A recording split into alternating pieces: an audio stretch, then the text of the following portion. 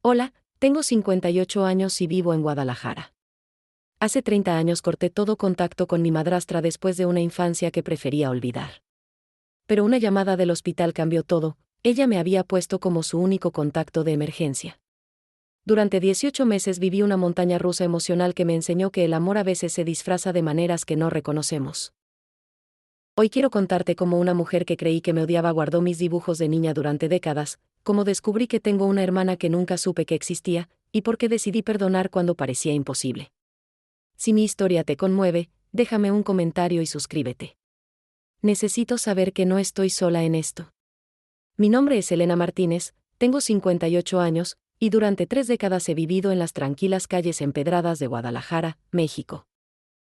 Soy profesora jubilada, respetada en mi comunidad, conocida por mi paciencia infinita con los estudiantes más difíciles y por mi capacidad de ver lo bueno en las personas más complicadas. Pero hay algo que nunca he contado a nadie, ni siquiera a mis amigas más queridas del grupo de bordado donde nos reunimos cada jueves para crear huipiles coloridos mientras compartimos café de olla y pan dulce. ¿Alguna vez has guardado un secreto tan profundo que sientes que te está comiendo por dentro? Yo sí. Durante 30 años he cargado con el peso de una historia que creía enterrada para siempre. Una historia sobre perdón, sobre secretos familiares, y sobre cómo una sola llamada telefónica puede cambiar todo lo que creías saber sobre tu vida. Verás, yo crecí odiando a mi madrastra. No es algo de lo que me sienta orgullosa, pero es la verdad. Carmen llegó a nuestra casa cuando yo tenía apenas 8 años, después de que mi madre muriera de una enfermedad que en aquel entonces no se hablaba abiertamente. Papá estaba destrozado, perdido, y Carmen parecía ser la solución perfecta para un hombre que no sabía cómo criar a una niña sola. Pero Carmen no era lo que parecía. Al menos, eso era lo que yo creía entonces. Era estricta hasta el punto de la crueldad, o así lo percibía mi mente de niña. Me castigaba por las cosas más pequeñas, derramar un vaso de agua, llegar 5 minutos tarde de la escuela, o simplemente por reírme demasiado fuerte. Sus ojos verdes, que parecían bonitos a primera vista, se volvían fríos como el hielo cuando me miraba. Nunca me pegó, pero sus palabras cortaban como cuchillos. Elena, una señorita decente no hace eso, decía con esa voz que parecía salir del fondo de una cueva. Elena, tu madre estaría avergonzada de ti, susurraba cuando nadie más podía escuchar. Esas palabras se quedaron grabadas en mi corazón como cicatrices invisibles. ¿Sabes qué es lo que más duele cuando eres niña? No es el castigo físico, sino sentir que la persona que se supone debe cuidarte no te ama.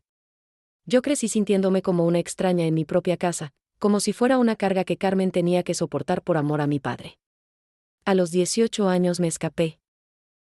Esa es la palabra correcta, escapé. No hubo despedidas dramáticas ni discusiones.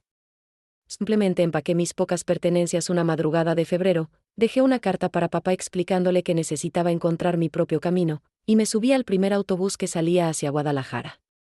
Durante 30 años construí una vida completamente nueva.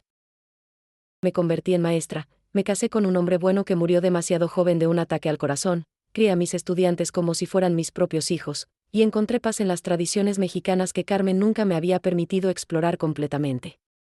Aprendí a hacer mole poblano como mi abuela materna, decoré altares de Día de los Muertos, y encontré mi identidad en las raíces que pensé que había perdido. Nunca volví a San Antonio, Texas, donde vivía Carmen. Nunca busqué noticias sobre ella. Cuando papá murió hace 15 años, ni siquiera fui al funeral. Sé que suena cruel, pero el dolor era demasiado profundo. Carmen representaba todo lo que había intentado dejar atrás, la sensación de no ser lo suficientemente buena, de no merecer amor incondicional. Mis amigas del grupo de bordado sabían algo de mi historia, pero nunca los detalles completos. Ellas veían en mí a una mujer fuerte que había superado adversidades, y yo dejaba que creyeran esa versión simplificada de la verdad. Era más fácil que explicar el nudo de emociones contradictorias que llevaba dentro. Pero los secretos tienen una manera extraña de salir a la luz, ¿no es cierto? Y el universo tiene un sentido del humor muy particular. Porque después de 30 años de silencio total, de construir una vida donde Carmen no existía, el destino decidió que era hora de que enfrentara la verdad. Te voy a contar lo que pasó, porque finalmente estoy lista para compartir esta historia. Es una historia sobre el perdón, sí, pero también sobre secretos que una madrastra guardó durante décadas. Secretos que cambiarían completamente la forma en que entendía mi infancia, mi familia, y sobre todo, la mujer que había pasado 30 años odiando. No será fácil de escuchar, porque tampoco fue fácil de vivir. Pero creo que es importante que sepas que a veces las personas que más daño nos causan también cargan con sus propios dolores secretos. Y que el perdón, cuando finalmente llega, puede sanar heridas que ni siquiera sabías que seguían sangrando. Era un martes por la mañana de marzo. Lo recuerdo perfectamente porque había planeado pasar el día reorganizando mi pequeño jardín trasero, plantando las begonias rojas que acababa de comprar en el mercado de Tlaquepaque. El aire olía a lluvia reciente y a las tortillas que mi vecina doña Rosa preparaba cada mañana en su comal de barro. Era uno de esos días perfectos de Guadalajara donde el cielo se ve tan azul que parece pintado a mano. Estaba tomando mi segundo café del día, sentada en el patio viendo a los colibríes que venían a beber del pequeño bebedero que había colgado junto a las bugambilias, cuando sonó el teléfono. En ese momento no lo sabía, pero esa llamada dividiría mi vida en un antes y un después tan claramente como una línea trazada en la arena.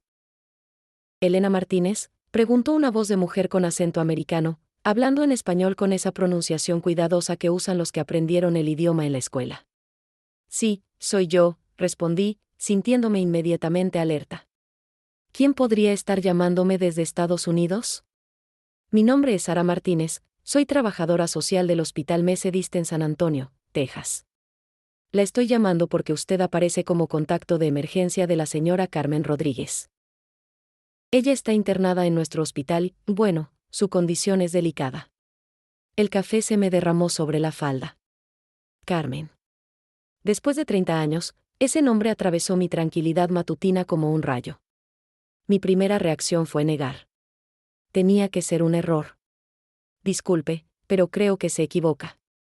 Yo no tengo contacto con esa persona desde hace muchos años, dije, sorprendida de lo firme que sonaba mi voz cuando por dentro se estaba desatando una tormenta.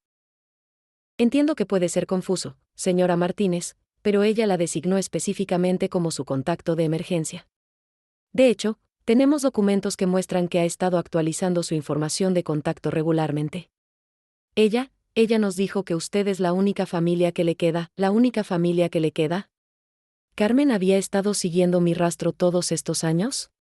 La habitación empezó a dar vueltas. Me senté en la silla más cercana, tratando de procesar lo que estaba escuchando. ¿Qué le pasó?, pregunté, aunque una parte de mí no quería saber la respuesta. Tuvo una caída grave en su casa. Se fracturó la cadera y tiene algunas complicaciones debido a su edad.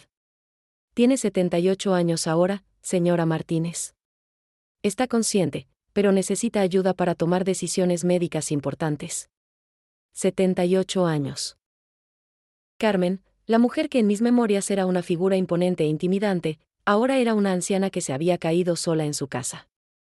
¿Cuándo había empezado a parecerme menos amenazante en mi mente? Ella pidió que me llamaran, susurré. Bueno, ella tiene momentos de lucidez y momentos donde está un poco confundida por los medicamentos para el dolor. Pero en los momentos claros, repite su nombre constantemente. Dice que necesita hablar con Elena, que tiene cosas importantes que decirle. Colgué el teléfono con las manos temblando. Me quedé sentada en mi cocina familiar, rodeada de todos los objetos que habían definido mi vida adulta, las ollas de barro donde preparaba los frijoles como me enseñó doña Carmen, mi vecina, los cuadros bordados que había hecho con mis propias manos, las fotografías de mis estudiantes graduándose a lo largo de los años. Todo lo que había construido sin Carmen. ¿Por qué ahora? ¿Por qué después de tanto tiempo de silencio, cuando finalmente había encontrado la paz? Esa tarde no pude concentrarme en nada. Intenté leer, pero las palabras se difuminaban. Traté de bordar, pero mis dedos no obedecían. Salí a caminar por las calles de mi colonia, respirando el aroma a tamales que salía de las casas y escuchando el sonido familiar de los niños jugando fútbol en la calle, pero ni siquiera esos sonidos que siempre me tranquilizaban pudieron calmar mi mente. Esa noche, cuando llegó la hora del grupo de bordado semanal, decidí ir a pesar de mi estado emocional. Necesitaba la compañía de mis amigas, aunque no estaba segura de si les contaría lo que había pasado. Elena, te ves pálida, mija, me dijo Esperanza, una de mis amigas más queridas, mientras acomodaba su hilo azul sobre el huipil que estaba bordando. ¿Te sientes bien? Guadalupe, que tenía la habilidad de leer a las personas como libros abiertos, dejó su aguja sobre la mesa y me miró directamente a los ojos. Algo pasó. Lo veo en tu cara. Y ahí, rodeada del aroma a café y del sonido suave de las agujas atravesando la tela, les conté por primera vez en años sobre Carmen. Les expliqué sobre la llamada, sobre el dilema que tenía enfrente, sobre los 30 años de silencio que de repente se habían roto. No vayas, dijo Esperanza inmediatamente. Esa mujer te hizo daño cuando eras niña. No le debes nada. Pero Guadalupe, siempre la más sabia del grupo, meneó la cabeza lentamente. Elena, a veces el universo nos pone pruebas cuando menos las esperamos. Tal vez esto no es sobre lo que ella te debe a ti, sino sobre lo que tú necesitas para encontrar paz completa. ¿Paz?, pregunté, sintiendo cómo las lágrimas empezaban a formarse en mis ojos. Yo ya tengo paz, Lupe. Me tomó años construir esta vida. ¿Pero, realmente la tienes?, preguntó suavemente. Porque si la tuvieras completa, esta llamada no te habría afectado tanto. Sus palabras se quedaron conmigo toda la noche. Me levanté varias veces, mirando por la ventana hacia las montañas que rodeaban Guadalajara, preguntándome qué era lo correcto. ¿Podría simplemente ignorar la llamada y seguir con mi vida como si nada hubiera pasado? ¿O había algo en esta situación que el destino quería que enfrentara? Los siguientes días pasaron como en una neblina extraña. Desperté cada mañana esperando que todo hubiera sido un sueño, pero el papel con el número del hospital seguía ahí sobre mi mesa de noche, recordándome que Carmen estaba en algún lugar de San Antonio, herida y sola, preguntando por mí. ¿Alguna vez has sentido que tu vida se dividió en dos versiones paralelas? En una versión, yo seguía mi rutina normal, preparaba mi desayuno de café de olla y pan tostado con mermelada de guayaba, regaba mis plantas, iba al mercado a comprar verduras frescas hablando con los vendedores que me conocían desde hace años. Pero en la otra versión, una parte de mí ya estaba viajando hacia el norte, hacia un pasado que había jurado dejar enterrado. El hospital me llamó 2 veces más esa semana. La primera vez fue para informarme que Carmen había preguntado específicamente por mí cuando despertó de la cirugía. «¿Elena ya viene?», había susurrado, según me contó la enfermera. La segunda llamada fue más urgente. Carmen había desarrollado una infección y necesitaban tomar decisiones sobre su tratamiento.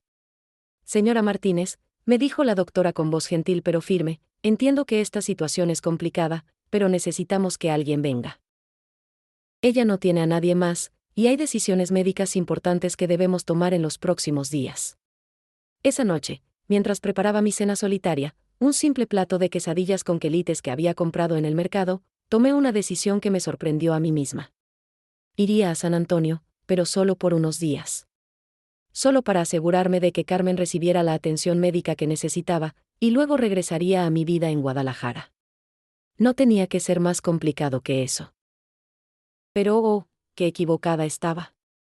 El viaje en autobús de Guadalajara a San Antonio fue largo y me dio demasiado tiempo para pensar. 24 horas de carretera, pasando por pueblos polvorientos y paisajes que gradualmente cambiaban del verde exuberante de Jalisco al terreno más árido del norte de México y después a Texas.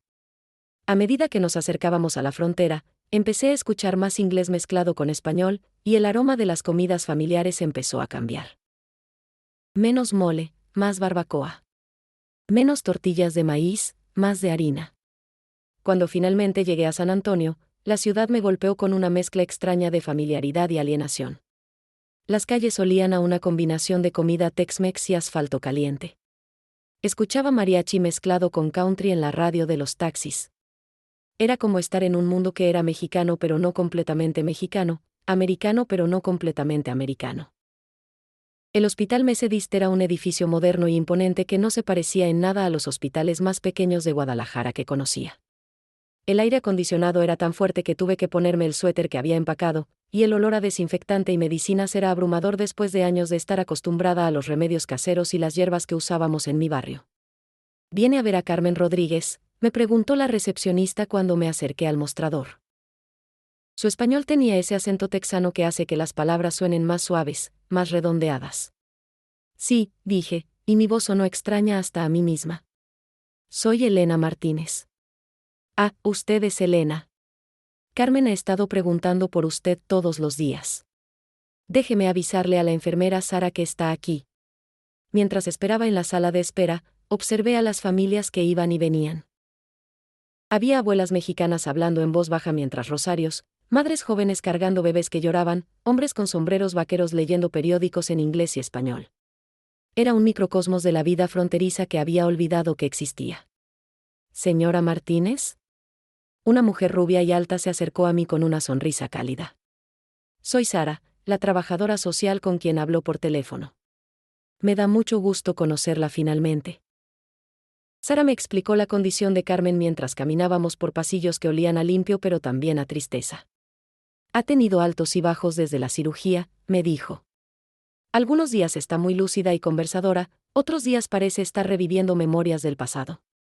Los medicamentos para el dolor a veces causan este efecto en los pacientes mayores. Nos detuvimos frente a la puerta del cuarto 312. A través del vidrio pude ver una figura pequeña en la cama, conectada a varios tubos y máquinas. Mi corazón empezó a latir tan fuerte que estaba segura de que Sara podía escucharlo. ¿Está lista?, me preguntó Sara suavemente. No. No estaba lista. ¿Cómo podría estarlo?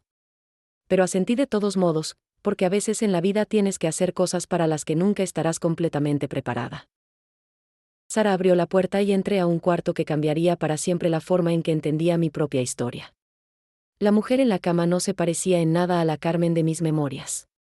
Esta Carmen era frágil, diminuta, con cabello blanco y manos que parecían papel arrugado.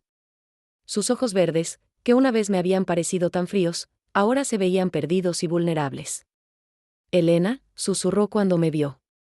¿Realmente eres tú? Y en ese momento, algo dentro de mí se rompió.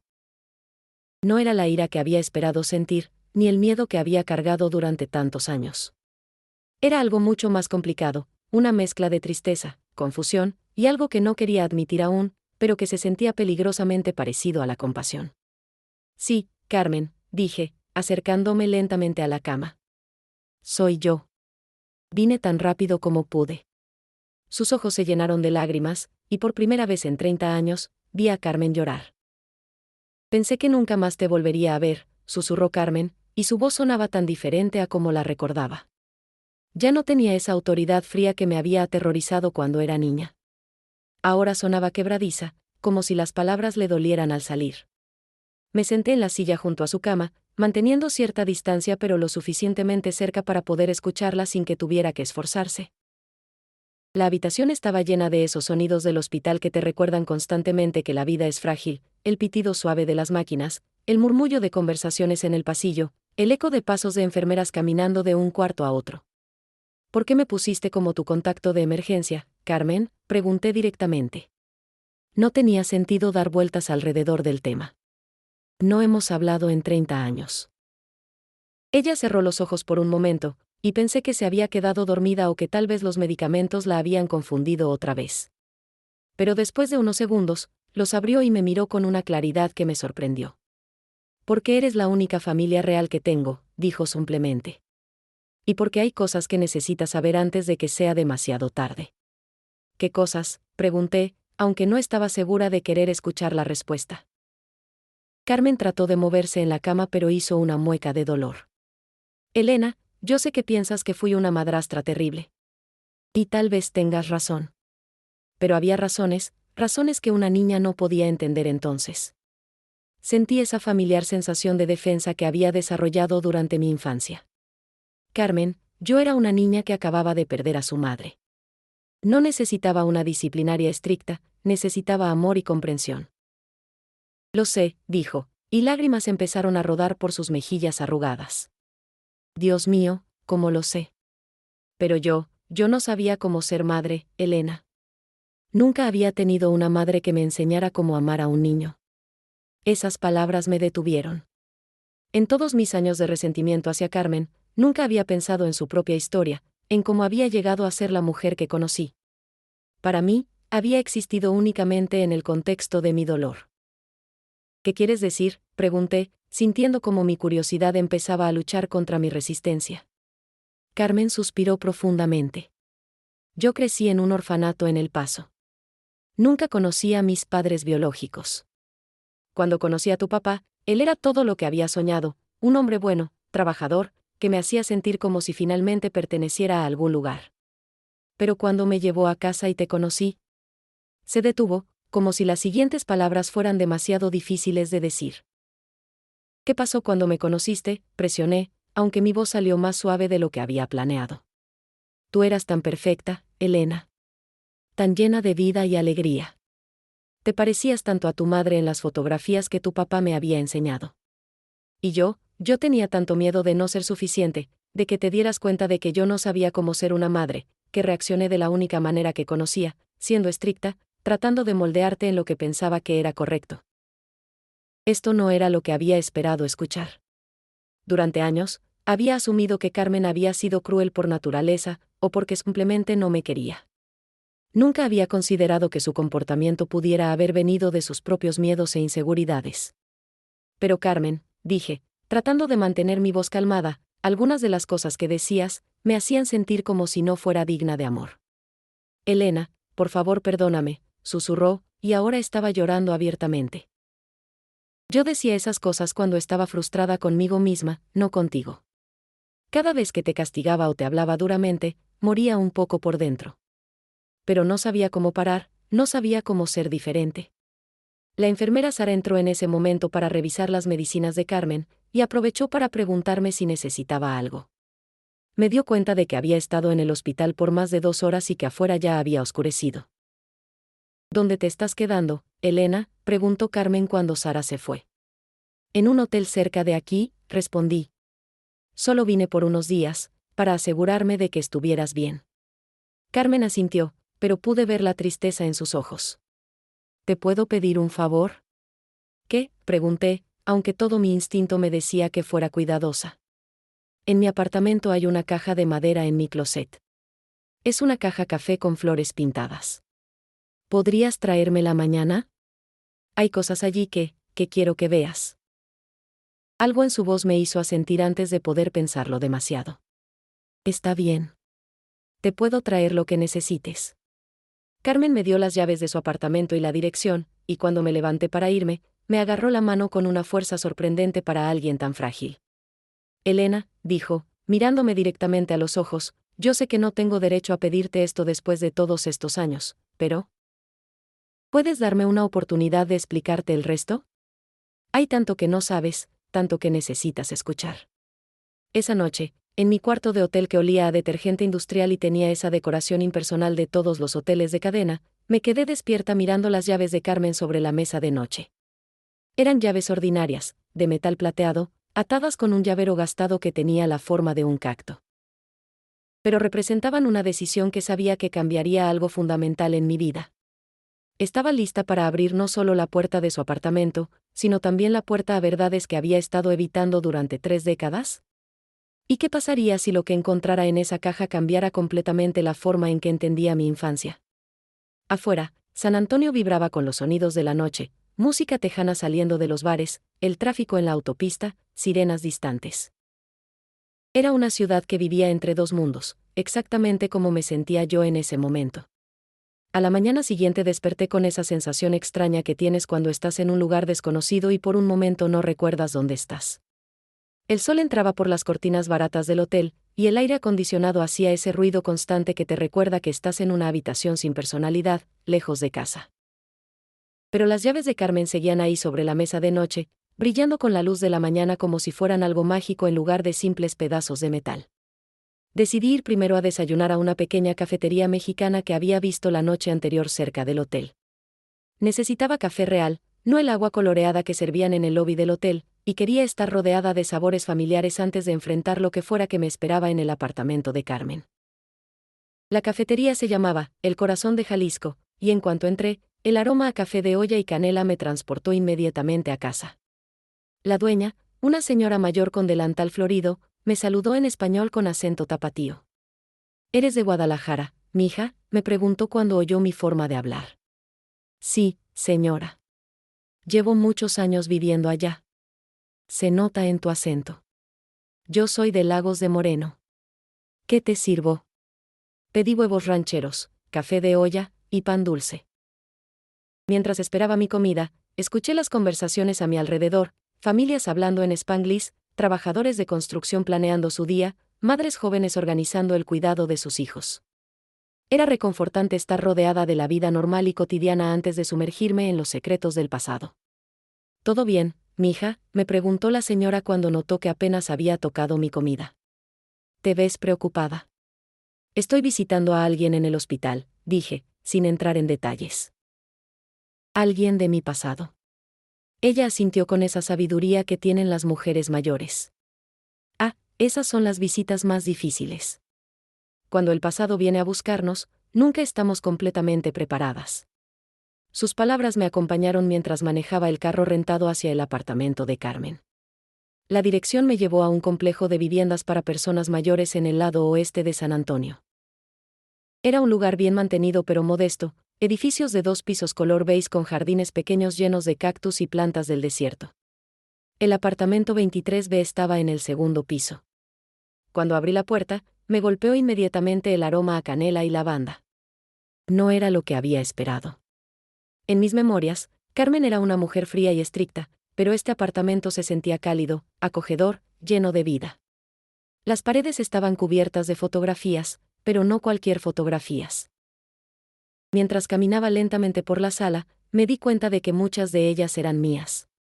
Fotografías de mi graduación de la universidad que no sabía cómo había conseguido, recortes de periódico sobre los premios que había ganado como maestra, incluso una fotografía de mi boda que alguien le había tenido que enviar. ¿Cómo era posible?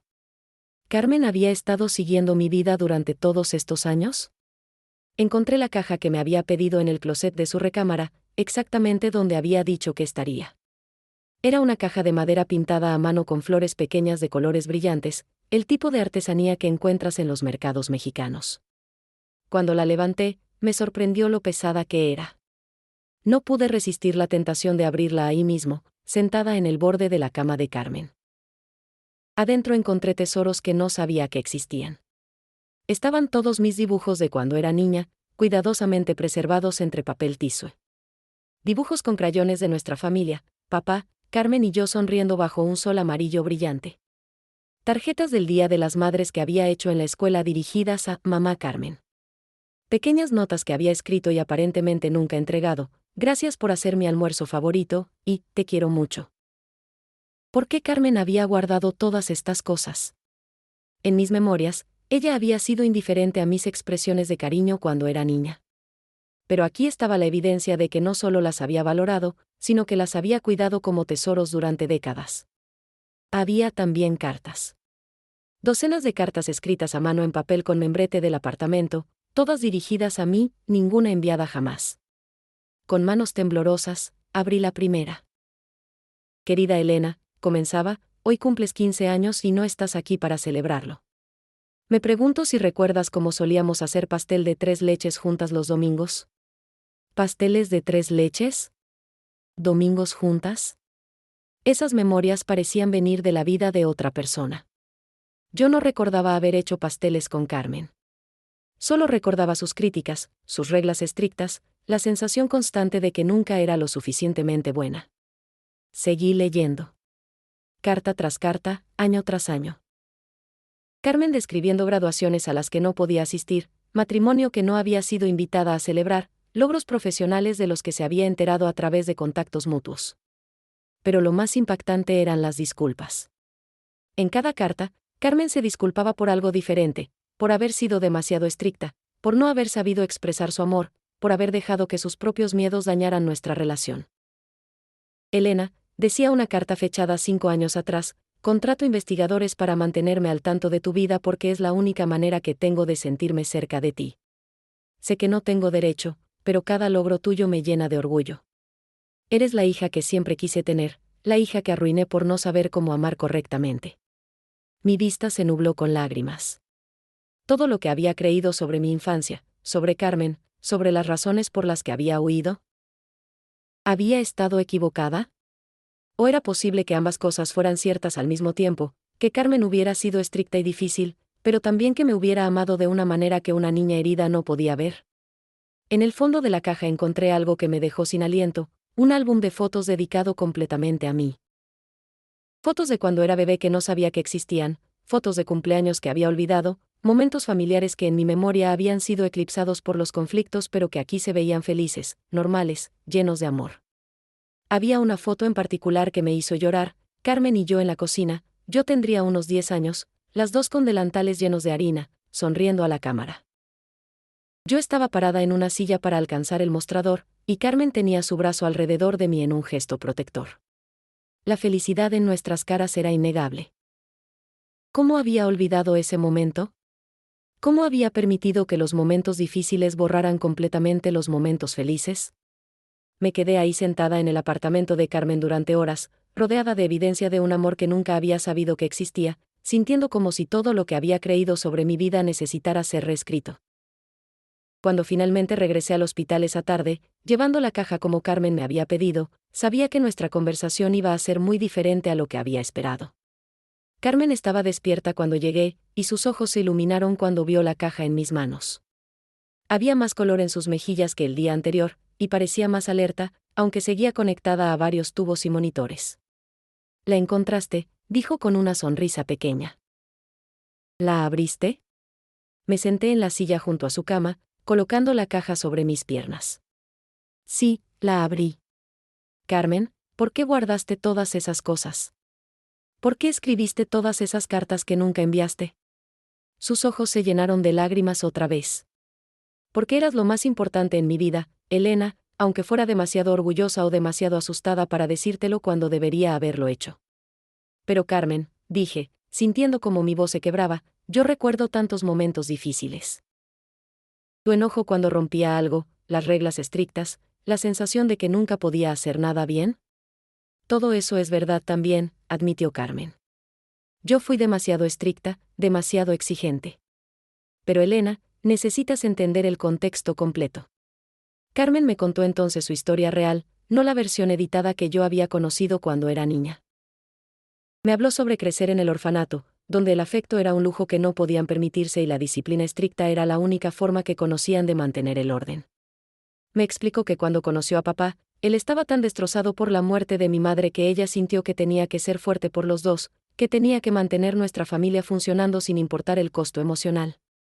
«Tu papá lloraba por tu madre todas las noches durante el primer año», me dijo Carmen suavemente. Yo me quedaba despierta escuchándolo, sin saber cómo consolarlo. «¿Y tú eras tan pequeña, tan herida por la pérdida de tu madre, que yo sentía una presión enorme de llenar ese vacío. Pero no sabía cómo ser maternal de la manera suave que necesitabas». «Entonces, ¿por qué no me dijiste esto cuando era niña?», pregunté, aunque ya empezaba a entender la respuesta. «Porque era una mujer adulta que se suponía tenía todo bajo control», dijo Carmen con una risa amarga. En esa época, nadie hablaba de trauma, de depresión, de las maneras en que nuestras propias heridas afectan cómo criamos a nuestros hijos. Yo pensaba que ser fuerte significaba nunca mostrar vulnerabilidad. Le conté entonces sobre la fotografía que había visto en su apartamento, la de nosotras dos cocinando juntas. «No recuerdo ese momento», le dije. O al menos, no lo recordaba hasta que vi la foto. Carmen sonrió con una tristeza profunda. «Hacíamos pastel de 3 leches casi todos los domingos durante tu primer año conmigo. Era tu favorito. Tú me enseñaste la receta que tu abuela te había enseñado, y yo agregué mi propio toque con un poco de canela. Fueron algunos de nuestros momentos más felices juntas. Era como si me estuviera contando la historia de la vida de otra persona». ¿Cómo era posible que hubiera bloqueado completamente esos recuerdos felices? «Elena», continuó Carmen, «cuando te fuiste a los 18 años, me di cuenta de lo terrible que había sido mi error. Había estado tan concentrada en mantenerte segura y bien educada que nunca te había mostrado cuánto te amaba. Pero para entonces ya era demasiado tarde». «¿Por qué nunca intentaste contactarme?», pregunté. «Lo intenté», dijo, señalando hacia la caja. «Escribí cientos de cartas. Contraté investigadores para saber dónde estabas. Pero cada vez que estaba a punto de enviar una carta o hacer una llamada, me paralizaba el miedo de que me rechazaras. Después de todo el daño que había causado, ¿qué derecho tenía de irrumpir en la vida feliz que habías construido sin mí?». En ese momento, el enfermero Carlos entró para revisar los signos vitales de Carmen. Era un hombre joven, tal vez de 35 años, con esa gentileza natural que algunas personas tienen para cuidar a otros. «¿Cómo está sintiéndose hoy, señora Carmen?», Preguntó con un acento mexicano suave. Mejor, respondió Carmen, mirándome. Mucho mejor ahora que Elena está aquí. Carlos me sonrió. Ella ha estado hablando de usted todos los días desde que llegó al hospital. Es obvio cuánto la ama. Después de que Carlos se fue, Carmen y yo nos quedamos en silencio por unos minutos. Finalmente, ella habló otra vez. Elena, yo sé que es demasiado tarde para cambiar el pasado. Sé que no puedo devolverte esos años que perdimos. Pero si me das una oportunidad, me gustaría intentar ser la persona que debería haber sido desde el principio. Miré a esta mujer frágil en la cama del hospital, esta mujer que había sido el villano de mi historia durante tanto tiempo, y vi algo que me sorprendió. Vi a una persona humana, imperfecta, que había cometido errores terribles pero que había venido de un lugar de amor, no de malicia. Carmen, dije finalmente, yo también cometí errores. Debería haber intentado entender tu perspectiva cuando era más joven. Debería haber dado espacio para la conversación en lugar de simplemente huir. No, dijo Carmen firmemente. Tú eras la niña en esa situación. Era mi responsabilidad como adulta crear un ambiente donde te sintieras segura para expresar tus sentimientos. Fallé en eso, y las consecuencias fueron completamente mías que cargar. Era la primera vez en mi vida que alguien me había dicho eso. Que mis reacciones como niña habían sido completamente normales y justificadas. Que la responsabilidad de reparar nuestra relación nunca había sido mía que cargar. ¿Qué pasa ahora?, pregunté. Carmen tomó mi mano con sus dedos delgados. Ahora, si tú estás dispuesta, nos damos la oportunidad de conocernos como las mujeres que somos ahora, no como las personas heridas que éramos entonces. Esa noche, regresé a mi hotel con la mente llena de nuevas perspectivas y el corazón lleno de emociones contradictorias. Llamé a Guadalupe para contarle lo que había descubierto. Te lo dije, Elena, me dijo con esa sabiduría suya. A veces el universo nos da oportunidades de sanar heridas que pensábamos que eran permanentes. La pregunta es si eres lo suficientemente valiente para tomar esa oportunidad. Era una pregunta que sabía que cambiaría el resto de mi vida, sin importar cómo la respondiera. Durante la semana siguiente, desarrollé una rutina extraña pero reconfortante. Cada mañana desayunaba en El Corazón de Jalisco, donde la dueña, doña Mercedes, ya me tenía mi café de olla listo en cuanto me veía entrar. Después pasaba las mañanas en el hospital con Carmen, las tardes explorando San Antonio para entender mejor el mundo donde ella había vivido todos estos años, y las noches en su apartamento, organizando documentos y fotografías que me ayudaran a entender nuestra historia compartida. Fue durante una de esas tardes en su apartamento cuando encontré algo que cambiaría completamente mi comprensión no solo de Carmen, sino de toda mi familia. Estaba revisando una caja de documentos legales, papeles del seguro, escrituras de propiedad, ese tipo de cosas aburridas pero necesarias, cuando encontré una carpeta manila marcada con mi nombre. Adentro había documentos que nunca había visto, mi certificado de nacimiento original, papeles de adopción, y algo que me dejó completamente sin aliento, certificados de defunción. No solo el de mi madre, que sabía que había muerto cuando yo tenía 8 años, sino también el de mi padre. Según el documento, papá había muerto apenas 6 meses después de mi madre, cuando yo tenía 8 años y medio. Esto no tenía sentido. Yo recordaba claramente haber vivido con papá y Carmen hasta los 18 años. Recordaba sus conversaciones en la mesa del desayuno, sus abrazos cuando llegaba de la escuela, las veces que nos llevaba a los dos al parque los fines de semana. Con las manos temblando, seguí revisando los documentos. Había papeles de adopción oficiales donde Carmen me había adoptado legalmente después de la muerte de papá, convirtiéndose en mi tutora legal completa. Había también documentos de un seguro de vida que papá había dejado específicamente para mi educación, administrado por Carmen hasta que cumpliera 21 años. ¿Cómo era posible que no recordara la muerte de mi padre? ¿Cómo había creado memorias tan vívidas de una persona que había muerto cuando yo era prácticamente una niña? Esa noche apenas pude dormir. Las memorias que había estado tan segura que eran reales ahora se sentían como sueños confusos. ¿Cuánto de mi infancia había sido inventado por mi mente para protegerme de un trauma demasiado grande para procesar? A la mañana siguiente llegué al hospital más temprano de lo usual, necesitando respuestas urgentemente. Carmen, dije en cuanto entré a su cuarto, encontré los certificados de defunción. Papá murió cuando yo tenía 8 años, ¿verdad? Carmen cerró los ojos y suspiró profundamente. Sí, Elena. Tu papá murió 6 meses después que tu madre. Fue un ataque al corazón. Los doctores dijeron que probablemente había sido causado por el estrés y la depresión después de perder a tu madre. Pero Carmen, yo recuerdo claramente haber vivido con él hasta los 18 años. Recuerdo conversaciones, momentos juntos. Elena, mija, dijo Carmen suavemente, después de que papá murió, tú entraste en un estado de shock muy profundo. No hablaste durante casi 3 meses. Los doctores dijeron que tu mente había creado esas memorias de él siguiendo vivo como una manera de protegerte de perder a ambos padres tan cerca uno del otro. El cuarto empezó a dar vueltas. Todo lo que había creído sobre mi infancia, sobre las razones por las que Carmen había sido estricta, sobre la dinámica familiar que recordaba, todo había sido filtrado a través de la perspectiva de una niña traumatizada que había perdido a ambos padres biológicos. Entonces tú, susurré, tú me criaste completamente sola. No eras mi madrastra estricta, eras mi única familia. Sí, dijo Carmen, y ahora estaba llorando abiertamente. Y yo arruiné todo porque no sabía cómo manejar tu trauma y el mío al mismo tiempo. Cuando finalmente empezaste a hablar otra vez, ya habías creado estas memorias de tu papá siguiendo vivo, y los doctores me aconsejaron que no te corrigiera a menos que preguntaras directamente. Dijeron que tu mente se estaba protegiendo y que forzarte a enfrentar la realidad antes de que estuvieras lista podría causar más daño. Pero Carmen, dije, tratando de entender, ¿eso significa que todas las veces que pensé que estaba siendo injustamente estricta?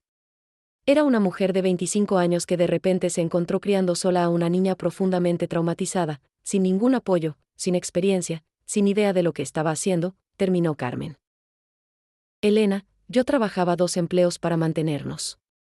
Tenía miedo constante de hacer algo mal, de perderte también.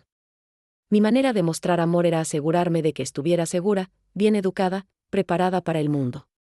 Pero nunca aprendí cómo mostrarte ternura. De repente, todas las reglas estrictas que recordaba tomaron un significado completamente diferente. Carmen no había sido una madrastra autoritaria tratando de controlarme, había sido una joven adulta aterrorizada tratando desesperadamente de mantener a flote a una familia de 2 personas, ambas traumatizadas por pérdidas inconcebibles. ¿Por qué nunca me dijiste la verdad sobre papá cuando crecí?, pregunté. Porque para cuando fuiste lo suficientemente mayor para manejar la verdad, ya habías empezado a distanciarte de mí, dijo Carmen tristemente. Y además, las memorias que habías creado de tu papá te daban consuelo. Él seguía siendo una presencia positiva en tu vida, aunque fuera solo en tu mente. ¿Quién era yo para quitarte eso? El enfermero Carlos entró en ese momento y inmediatamente notó que algo había cambiado en el ambiente del cuarto. ¿Todo está bien aquí?, preguntó con genuina preocupación. Carlos, le dije, sintiendo como si necesitara decirlo en voz alta para que fuera real, acabo de descubrir que todo lo que creía sobre mi infancia estaba equivocado. Carlos se sentó en la silla al otro lado de la cama de Carmen. ¿Puedo preguntarle qué descubrió? Le conté sobre los documentos, sobre las memorias falsas de mi padre, sobre cómo había malinterpretado completamente la situación de Carmen durante todos estos años. Carlos asintió comprensivamente. Elena, trabajo en este hospital desde hace 10 años, y he visto muchos casos de trauma infantil. La mente de los niños es increíblemente resiliente, pero a veces esa resistencia significa crear realidades alternativas para sobrevivir emocionalmente. Pero, ¿cómo pude haber estado tan equivocada por tanto tiempo?, pregunté. Porque, dijo Carlos gentilmente, usted era una niña protegiendo su corazón de la única manera que sabía. Y porque Carmen era una joven adulta haciendo lo mejor que podía con recursos limitados. Ninguna de las dos tenía la culpa de la situación imposible en la que se encontraron. Esa tarde, Carmen y yo tuvimos la conversación más honesta de nuestras vidas. Me contó sobre las noches que se quedaba despierta preocupándose por si estaba tomando las decisiones correctas, sobre cómo había sacrificado cualquier posibilidad de rehacer su vida romántica para concentrarse completamente en criarme, sobre los momentos cuando se sentía tan perdida que también quería llorar pero no se permitía hacerlo porque sentía que tenía que ser fuerte. Elena, me dijo al final del día, yo sé que esto cambia todo. Sé que probablemente estás sintiendo como si no supieras quién eres realmente. Pero quiero que sepas algo, la mujer que te convertiste, la maestra amorosa y paciente que eres, la persona que ve lo bueno en todo el mundo, esa persona crecí de toda la experiencia que tuvimos juntas, las partes buenas y las difíciles. Mientras manejaba de regreso al hotel esa noche, me di cuenta de que tenía una decisión que tomar. Podía sentirme traicionada por las memorias falsas y los secretos guardados, o podía ver esta revelación como lo que realmente era: una oportunidad de entender finalmente la verdad completa y sanar heridas que habían estado infectadas por malentendidos durante 30 años. Los siguientes días fueron como vivir en dos realidades al mismo tiempo. Por un lado, tenía que procesar el hecho de que gran parte de lo que recordaba sobre mi infancia había sido creado por mi mente traumatizada para protegerme. Por otro lado, tenía que reentender completamente quién había sido Carmen y que había sacrificado por mí. Carlos se había convertido en una especie de mediador no oficial entre Carmen y yo. Durante sus turnos, se sentaba con nosotras cuando tenía tiempo libre y nos ayudaba a navegar conversaciones difíciles con la sabiduría de alguien que había visto muchas familias trabajar a través de traumas complicados.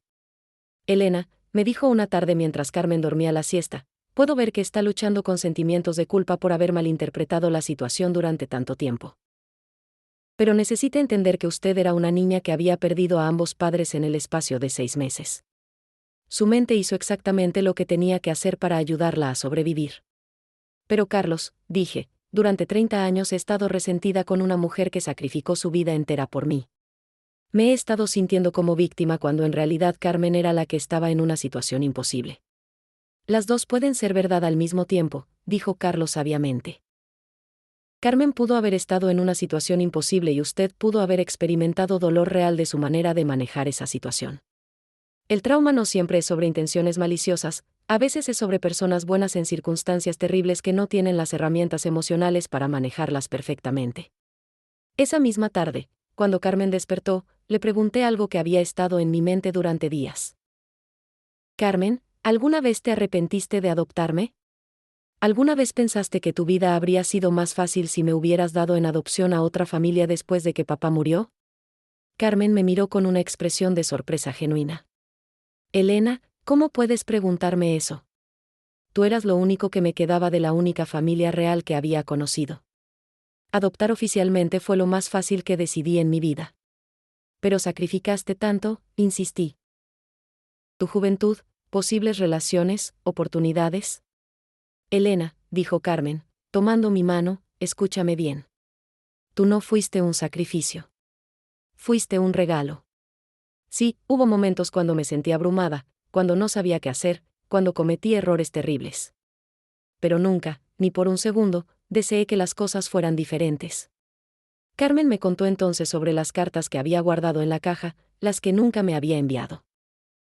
Cada año en tu cumpleaños, escribía una carta contándote sobre mi vida, sobre cómo estaba orgullosa de tus logros aunque los estuviera viendo desde lejos, sobre cómo esperaba que algún día pudiéramos encontrar la manera de hablar otra vez.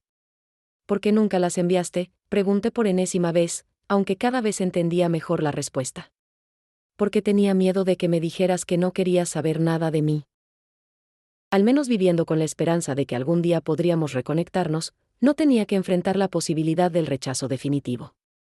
Esa noche, en lugar de ir al hotel, me quedé en el apartamento de Carmen. Quería estar rodeada de las cosas que había coleccionado durante nuestra separación, quería entender mejor cómo había vivido todos estos años. Encontré más sorpresas. En su recámara tenía una foto mía en su mesa de noche, obviamente tomada en secreto durante una de mis visitas al mercado en Guadalajara. ¿Había estado en Guadalajara? ¿Me había visto sin que yo lo supiera? Había también recibos de donaciones hechas en mi nombre a organizaciones de educación en México. Durante años, Carmen había estado contribuyendo a becas para estudiantes pobres, honrando mi trabajo como maestra a pesar de que yo no sabía nada al respecto. Pero el descubrimiento que más me conmovió fue un diario que había estado escribiendo, aparentemente dirigido a mí. Querida Elena, decía una entrada de hace 2 años, hoy vi en Facebook, sí, aprendí a usar Facebook para poder seguir tu vida, que uno de tus estudiantes ganó un concurso nacional de ensayo. En la foto, el niño te está abrazando y tú tienes esa sonrisa que recuerdo de cuando eras pequeña y habías logrado algo que te emocionaba. Me dio tanto orgullo ver cómo les das a tus estudiantes el amor y la paciencia que yo no supe darte a ti. Leí entrada tras entrada, año tras año. Carmen describiendo mis logros como si hubiera estado ahí para presenciarlos, celebrando mis éxitos aunque fuera en soledad, preocupándose por mí durante los momentos difíciles que había intuido a través de cambios sutiles en las pocas fotos públicas que podía encontrar. Cuando regresé al hospital la mañana siguiente, encontré a Carmen más alerta de lo que había estado desde mi llegada. Los doctores habían ajustado sus medicamentos y la infección estaba finalmente bajo control. Elena, me dijo en cuanto me vio, necesito decirte algo importante. Los doctores dicen que probablemente podré irme a casa la próxima semana, pero van a necesitar que alguien me ayude durante un tiempo mientras me recupero completamente. Mi corazón se aceleró. Sabía lo que estaba a punto de preguntarme, y sabía que mi respuesta cambiaría completamente el curso de mi vida. No te voy a pedir que cambies tu vida por mí otra vez, continuó Carmen. Ya sacrificaste demasiado tiempo siendo infeliz por mi culpa. Pero sí, si hay alguna posibilidad de que quisieras quedarte en San Antonio un poco más, para que pudiéramos tener más tiempo juntas. La miré, esta mujer frágil que había sido la constante más importante de mi vida aunque no lo hubiera entendido hasta ahora, y supe que mi respuesta ya estaba clara en mi corazón. Carmen, dije, yo no me voy a ir. No ahora que finalmente nos encontramos otra vez. Sus ojos se llenaron de lágrimas de alegría, y por primera vez desde que había llegado a San Antonio, sentí como si estuviera exactamente donde se suponía que debía estar. 2 semanas después, Carmen recibió el alta médica. Durante esos días finales en el hospital, había pasado tiempo no solo reconectándome con ella, sino también conociendo mejor a Carlos, quien había demostrado ser mucho más que solo un enfermero profesional. Era un hombre que entendía profundamente las complejidades de las relaciones familiares porque había vivido las suyas propias. Mi papá y yo no nos hablamos durante 5 años antes de que muriera, me había contado Carlos una tarde mientras caminábamos por los jardines del hospital. Tuvimos una pelea sobre mi decisión de estudiar enfermería en lugar de ingeniería como él quería. Cuando finalmente decidí que era hora de hacer las paces, ya era demasiado tarde. Él había tenido un accidente y nunca recuperó la conciencia. Por eso te dedicas a ayudar a familias a reconectarse, le dije, entendiendo finalmente por qué había mostrado tanto interés en mi situación con Carmen. Exactamente, confirmó Carlos. Cada familia que ayudo a sanar es una pequeña manera de honrar la oportunidad que perdí con mi papá. El día que llevé a Carmen a casa desde el hospital fue extraño y emotivo. Su apartamento se sentía diferente ahora que sabía toda la historia detrás de las fotografías y los recuerdos que había coleccionado. Ya no era la casa de una extraña, era el hogar de la mujer que había sacrificado su juventud para criarme. Pero había una conversación más que necesitábamos tener, una que había estado evitando porque sabía que sería la más difícil de todas. Carmen, le dije esa noche mientras preparaba la cena en su pequeña cocina, necesito preguntarte algo sobre el dinero. Ella estaba sentada en la mesa, observándome mientras yo cocinaba, y pude ver cómo se tensó ligeramente cuando mencioné el tema financiero. ¿Qué quieres saber?, preguntó cuidadosamente. Los documentos que encontré en tu apartamento muestran que papá dejó un seguro de vida bastante considerable para mi educación. Pero yo nunca fui a la universidad. Trabajé desde los 18 años para mantenerme, y después ahorré por años para poder pagar mis propios estudios de maestría. ¿Qué pasó con ese dinero? Carmen cerró los ojos y suspiró profundamente. Elena, ese dinero sigue existiendo. Lo invertí cuidadosamente durante todos estos años, y ha crecido considerablemente. Pero cuando te fuiste sin dejar una dirección de contacto, no sabía cómo dártelo. ¿El dinero sigue ahí?, pregunté, sorprendida. No solo sigue ahí, dijo Carmen, levantándose lentamente y caminando hacia su escritorio, sino que hay algo más que necesitas saber. Sacó una carpeta que no había visto durante mis exploraciones del apartamento. Adentro había documentos bancarios y legales que mostraban no solo el seguro de vida original de papá, sino también ahorros adicionales que Carmen había estado acumulando durante 30 años. Carmen, susurré, mirando los números en los documentos, esto es muchísimo dinero. He vivido muy modestamente durante todas estas décadas, explicó Carmen. Trabajé, ahorré, invertí todo pensando en el día en que podría encontrarte y asegurarme de que tuviera seguridad financiera para el resto de tu vida. Las lágrimas empezaron a rodar por mis mejillas. ¿Hiciste todo esto por mí? ¿Durante 30 años? Elena, tú eras mi hija en todos los sentidos excepto biológico. Todo lo que hice, cada decisión que tomé, fue pensando en tu futuro y bienestar. Pero había algo más en la carpeta. En el fondo encontré un documento que me dejó completamente sin aliento, un testamento que nombraba no solo a mí como la única heredera de Carmen, sino que también establecía un fondo educativo en memoria de mis padres biológicos. Carmen, dije, con la voz quebrada por la emoción, ¿planeaste todo esto? Elena, yo tengo 78 años. No soy tonta, sé que no voy a vivir para siempre. Pero quería asegurarme de que cuando ese momento llegara, tú supieras exactamente cuánto significabas para mí, y que tuvieras los recursos para vivir la vida que siempre mereciste. Esa noche tuvimos la conversación más profunda de nuestras vidas. Carmen me contó sobre años de terapia que había tomado después de que me fui, tratando de entender sus propios patrones de comportamiento y cómo su propia infancia traumática había afectado su manera de criarme. Me habló sobre las clases de crianza de niños que había tomado, esperando que algún día tuviera la oportunidad de aplicar lo que había aprendido si llegábamos a reconectarnos. ¿Sabes qué es lo más irónico de todo esto?, me dijo Carmen mientras estábamos sentadas en su sala, rodeadas de décadas de memorias y documentos que contaban la historia de nuestro amor complicado. Yo pasé años culpándome por haberte perdido, cuando en realidad lo que perdimos fue tiempo juntas. Pero tú te convertiste en exactamente la persona que siempre esperé que fueras, compasiva, educada, fuerte, independiente. Carmen, le dije, tomando sus manos arrugadas en las mías, yo también me convertí en alguien mejor gracias a ti.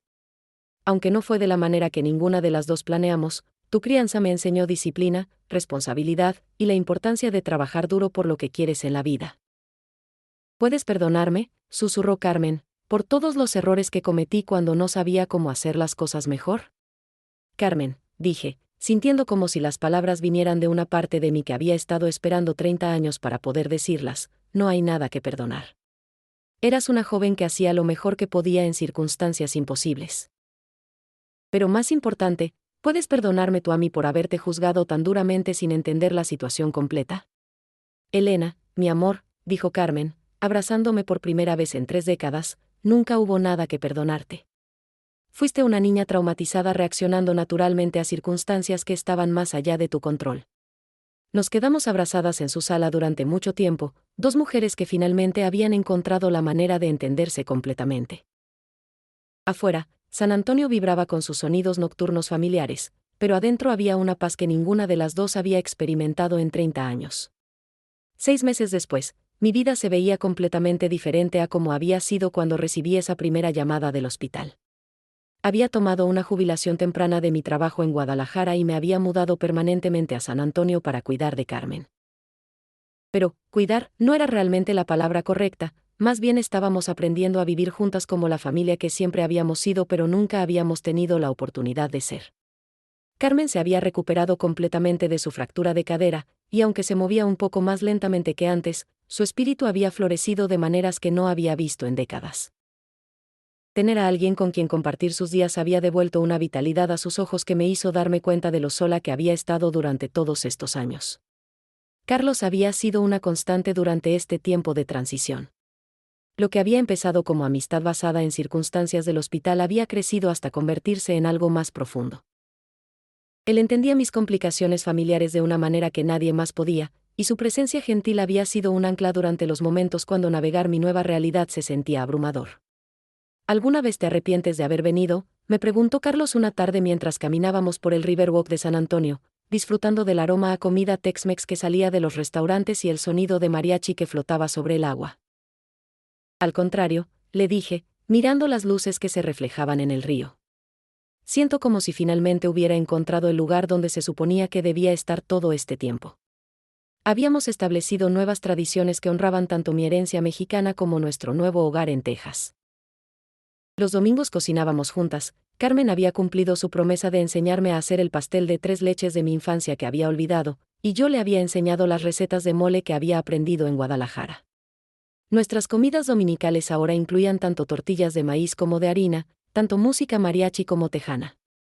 Mis amigas del grupo de bordado de Guadalajara me visitaron durante las fiestas navideñas. Esperanza, que había sido la más escéptica sobre mi decisión de reconectarme con Carmen, quedó completamente encantada con ella. Elena, me dijo Esperanza mientras observaba a Carmen enseñándole a Guadalupe cómo hacer tamales estilo texano, esta mujer te ama de una manera que es imposible fingir. Se ve en todo, como dice tu nombre, cómo se asegura de que tengas suficiente comida en tu plato, cómo sus ojos te siguen cuando sales de la habitación. Lo sé, dije, sintiendo una paz profunda. Me tomó 30 años verlo, pero siempre estuvo ahí. El momento más emotivo llegó en febrero, en el aniversario de la muerte de mis padres biológicos. Carmen había sugerido que visitáramos sus tumbas juntas por primera vez desde que yo era niña. En el cementerio, paradas frente a las lápidas de mamá y papá, Carmen me contó historias sobre ellos que nunca había compartido antes. Tu madre tenía exactamente tu misma risa, me dijo, colocando flores frescas en ambas tumbas. Y tu papá solía cantarte canciones de Vicente Fernández para dormirte, igual que tú cantabas cuando jugabas sola cuando eras pequeña.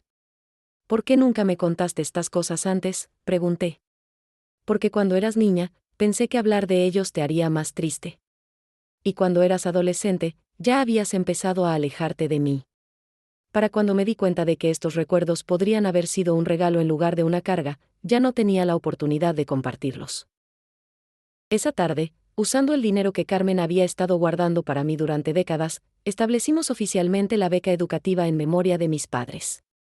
Sería administrada conjuntamente por una escuela en Guadalajara y otra en San Antonio, ayudando a estudiantes de ambos lados de la frontera a continuar su educación. Es perfecto, dijo Carmen cuando firmamos los papeles finales. Tus padres habrían estado tan orgullosos de saber que su memoria está ayudando a otros niños a tener las oportunidades educativas que ellos querían para ti. Carlos había estado presente para la ceremonia, y esa noche, mientras celebrábamos en un restaurante mexicano familiar cerca del cementerio, me preguntó algo que había estado esperando. Elena, dijo, tomando mi mano sobre la mesa mientras Carmen sonreía con conocimiento desde el otro lado, ¿te gustaría construir una vida juntos? Aquí en San Antonio, con Carmen, creando algo completamente nuevo. Miré a estos dos adultos que se habían convertido en mi familia elegida, en esta ciudad que había llegado a amar, y supe que mi respuesta era la más fácil que había dado en mi vida. Sí, dije simplemente. Sí a todo. Un año después, Carlos y yo nos casamos en una ceremonia pequeña en el jardín del apartamento de Carmen. Guadalupe y Esperanza vinieron desde Guadalajara para ser mis damas de honor, y Carmen, a los 79 años, caminó conmigo por el pasillo en lugar de un padre que había perdido hace décadas. Elena, me susurró Carmen mientras me ajustaba el velo que habían bordado mis amigas especialmente para la ocasión, tus padres estarían tan felices de ver a la mujer increíble que te convertiste, y de saber que finalmente encontraste el amor y la familia que siempre mereciste. Durante los votos, hablé no solo sobre mi amor por Carlos, sino también sobre lo que había aprendido durante este año de reconexión familiar. He aprendido, dije, mirando a Carmen y a Carlos, que el amor no siempre se ve como esperamos que se vea. A veces viene disfrazado de disciplina estricta de alguien que no sabe cómo expresar afecto. A veces viene en forma de cartas nunca enviadas que guardamos durante décadas. Y a veces viene de personas que entran a nuestras vidas exactamente cuando más las necesitamos, y ven cuando no sabíamos que las necesitábamos. Ahora, 2 años después de esa primera llamada telefónica que cambió todo, vivo en San Antonio con mi esposo Carlos y mi madre Carmen, porque eso es lo que es, y lo que siempre fue, sin importar los documentos legales. Hemos convertido nuestro hogar en un lugar donde las tradiciones mexicanas se mezclan con las tejanas, donde el español y el inglés fluyen naturalmente en las conversaciones, donde el pasado se honra pero no se permite dominar el presente. Carmen, ahora con 80 años, es una abuela honoraria para los niños del vecindario que vienen a aprender a hacer pan dulce los sábados. Carlos trabaja medio tiempo en el hospital y medio tiempo ayudándome con un programa que hemos establecido para ayudar a familias inmigrantes a navegar el sistema de salud. Y yo finalmente entiendo que a veces las mejores historias no son sobre encontrar algo nuevo, sino sobre redescubrir algo que siempre estuvo ahí. Si me preguntas qué aprendí de todo esto, te diría que aprendí que el perdón no es algo que haces una vez y ya está. Es algo que eliges cada día, una decisión de ver a las personas como seres humanos complejos en lugar de solo como los roles que jugaron en tu dolor. Aprendí que la familia no siempre se crea de la manera que planeamos, pero eso no la hace menos real o menos valiosa. Pero sobre todo, aprendí que nunca es demasiado tarde para empezar otra vez, para reconstruir puentes que pensábamos que habían sido quemados para siempre, para crear la familia que siempre merecimos tener. Carmen todavía me despierta algunos domingos con el aroma de pastel de 3 leches horneándose en la cocina, y ahora, en lugar de ser un recuerdo perdido, es una tradición que vamos a pasar a la siguiente generación. Carlos y yo estamos hablando de adoptar, de darle a Carmen la oportunidad de ser la abuela que siempre quiso ser, pero esta vez con toda la sabiduría y paciencia que viene de haber vivido y aprendido de los errores del pasado. Y cuando pienso en esa mujer de 58 años que contestó el teléfono en Guadalajara hace 2 años, siento compasión por ella. Ella pensaba que había construido una vida completa, y en muchos sentidos la había hecho. Pero no sabía que la verdadera completitud viene no de evitar las partes dolorosas de nuestro pasado, sino de integrarlas en una historia más grande de amor, pérdida, malentendidos, y finalmente, reconciliación. Si tú estás escuchando esta historia y tienes tu propia Carmen en tu vida, alguien que te lastimó pero que tal vez venía de un lugar de amor que no sabías reconocer, alguien con quien has perdido contacto por razones que parecían insuperables en ese momento, quiero que sepas que nunca es demasiado tarde. No digo que debas perdonar todo, o que todas las situaciones puedan resolverse como la nuestra. Pero sí digo que a veces vale la pena hacer la llamada, escribir la carta, o al menos estar abierto a la posibilidad de que las personas pueden cambiar, crecer, y encontrar maneras de amarnos mejor de las que sabían cuando éramos más jóvenes. Carmen me dice a menudo que soy el regalo más grande que la vida le dio, pero yo sé que eso no es cierto. El regalo más grande fue la oportunidad que nos dimos mutuamente de empezar otra vez, de conocernos como las mujeres que nos habíamos convertido en lugar de quedarnos atrapadas en quienes éramos cuando el dolor era demasiado fresco y las herramientas emocionales demasiado limitadas. Ahora, cuando miro hacia el futuro, lo veo lleno de posibilidades que nunca había imaginado. Veo domingos familiares donde 3 generaciones cocinan juntas, veo tradiciones navideñas que honran múltiples culturas, veo un amor que fue encontrado, perdido, y encontrado otra vez, más fuerte que antes. Y cuando miro hacia atrás, hacia esa llamada telefónica que cambió todo, no siento resentimiento por los años perdidos. En su lugar, siento gratitud por la oportunidad que tuvimos de escribir un final diferente para nuestra historia, un final donde el amor gana sobre el miedo, donde la comprensión triunfa sobre el resentimiento, y donde una familia rota encuentra la manera de sanar y ser completa otra vez.